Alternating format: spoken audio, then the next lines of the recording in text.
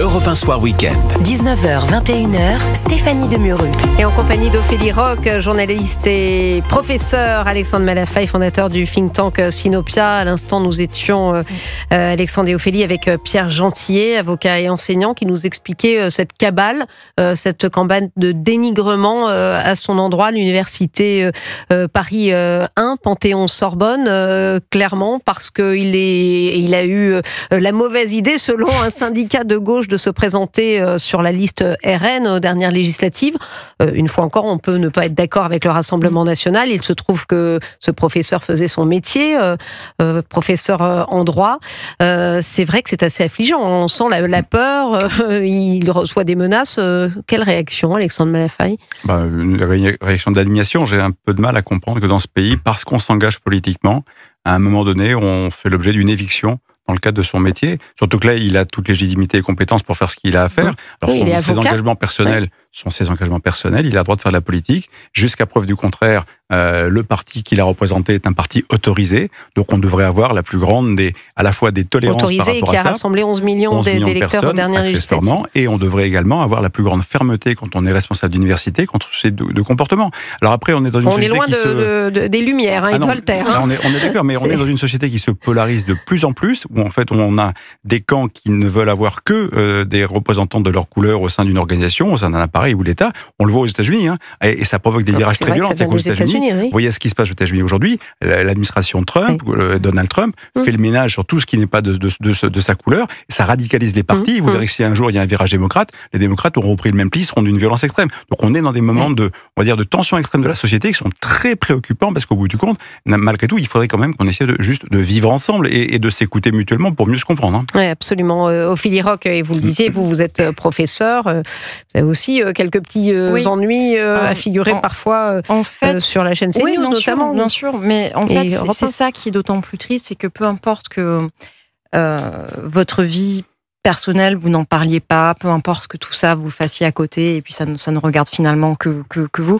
Il y a une vraie suspicion de la part de l'éducation nationale, avec une forme, en fait, je pense, d'intolérance, en fait, sur le fait qu'on puisse être soupçonné, finalement, de tenir des discours de haine, forcément, puisque les chaînes de Bolloré sont souvent vues comme ça dans les sphères d'extrême gauche, parfois, et en effet, avec une sorte, en fait, il faut faire taire tous ces gens-là, parce qu'ils sont néfastes, parce que quand bien même vous ne parlez absolument pas politique ou médias avec les enfants, moi je dis les enfants parce que les miens sont plus jeunes, mais pour cet homme-là, ce sont des adultes, mais je veux dire, peu importe, et peu importe même ce que vous dites à ces antennes-là. Vous pouvez très bien tenir un discours d'extrême gauche sur une antenne comme ça, peu importe, vous êtes estampillé, il y a une espèce de petit tampon qui vous est apposé, et moi ça me rend d'autant plus, si vous voulez, amer qu'on ne cesse de vouloir prêcher la tolérance, les libertés, la France pays des droits de l'homme, les valeurs de dialogue. Voltaire, et en fait, c'est les derniers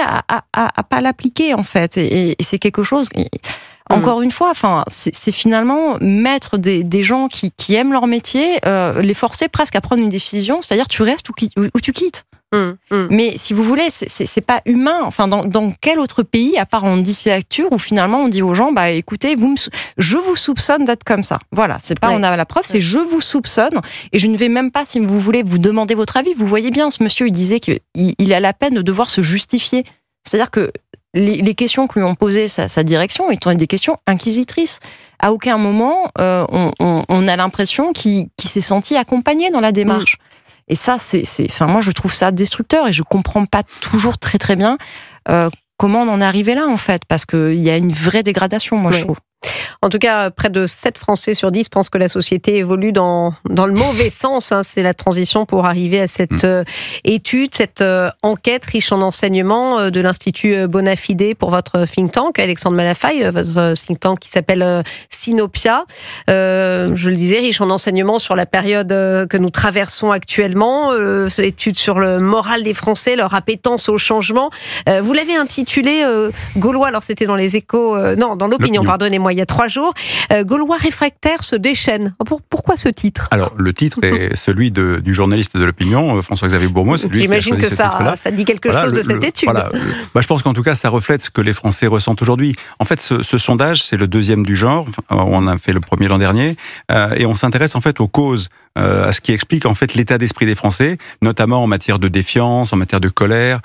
Et en fait, on se rend compte que quand on les interroge sur leur rapport au changement, à la fois sur le changement dans son ensemble et la façon dont ils le vivent, ils sont très mécontents. Parce que le changement, ils le subissent en très grande majorité.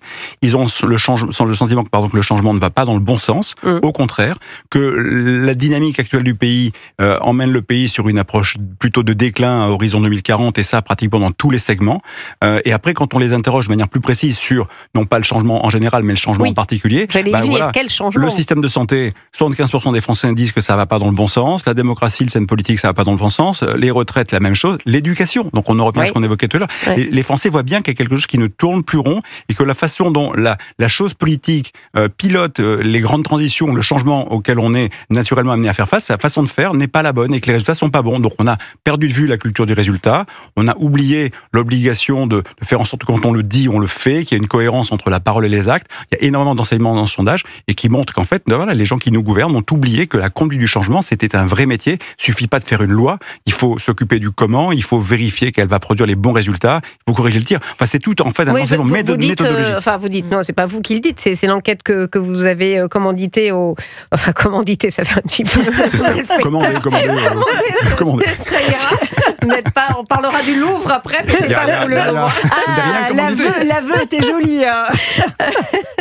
Alors, 2 tiers des Français pensent que les changements en cours de notre société vont dans le mauvais sens. C'est ce que vous avez dit. Est-ce que ça veut dire que les Français sont conservateurs, Alexandre Malafaille ? Non, parce que le sondage montre aussi que les Français n'ont pas de résistance absolue par rapport au changement. Ça veut en revanche dire qu'ils ont besoin d'en comprendre le sens.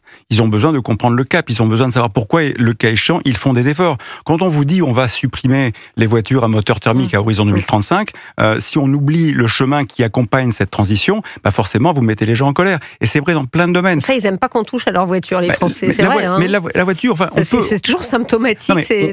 Vous souvenez-vous, les gilets jaunes, c'est parti. Mais c'est une question de voiture, c'est une question de pragmatisme. C'est-à-dire simplement, vous voulez que je vive autrement, pas de problème, mais pas n'importe comment. Voilà, me faites pas passer d'un point A à un point B en ressortant de l'eau de l'autre côté quand je serai arrivé de l'autre côté du quai en étant en moins bon état. Le changement, en théorie, dans nos pays, on devrait faire en sorte qu'il soit meilleur demain pour tout le monde. Or, ce que les gens perçoivent, c'est que le changement n'est pas bon pour eux et pas bon pour la société. Et qu'il est peut-être mal expliqué aussi. Alors, il n'y a pas de stratégie.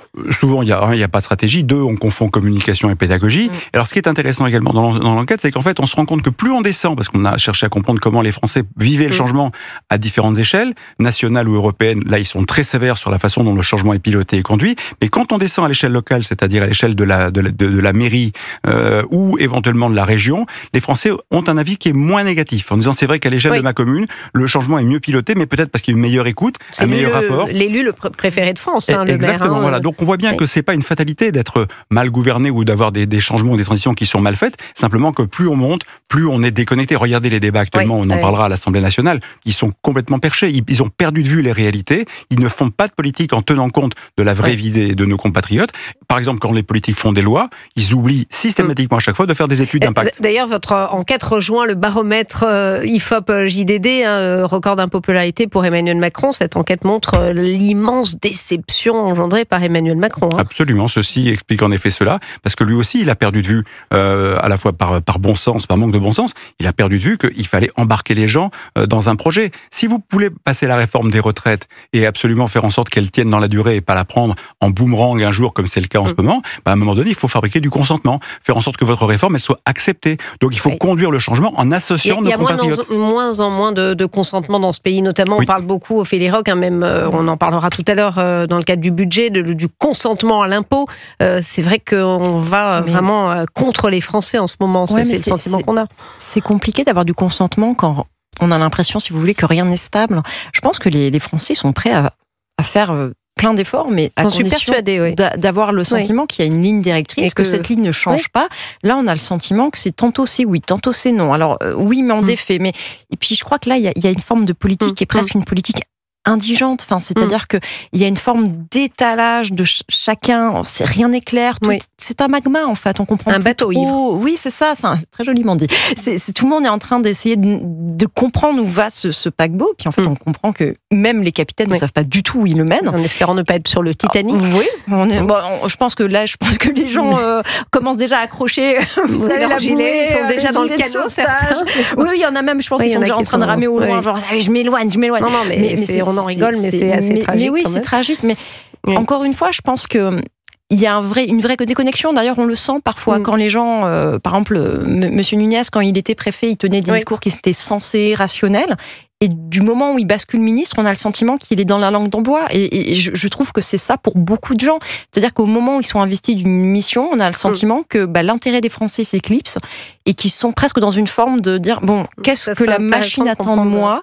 Pourquoi, Et du coup, en fait, le dialogue change. On marque une pause, justement, on parlera de ce budget, ces rames qui sont sorties aussi, puisqu'on est dans le maritime aujourd'hui, les rames qui sont sorties à l'Assemblée nationale avec ce marathon budgétaire. Ils ont eu un jour pour se reposer, pour reprendre des forces, pour essayer de trouver des compromis demain, c'est pas gagné.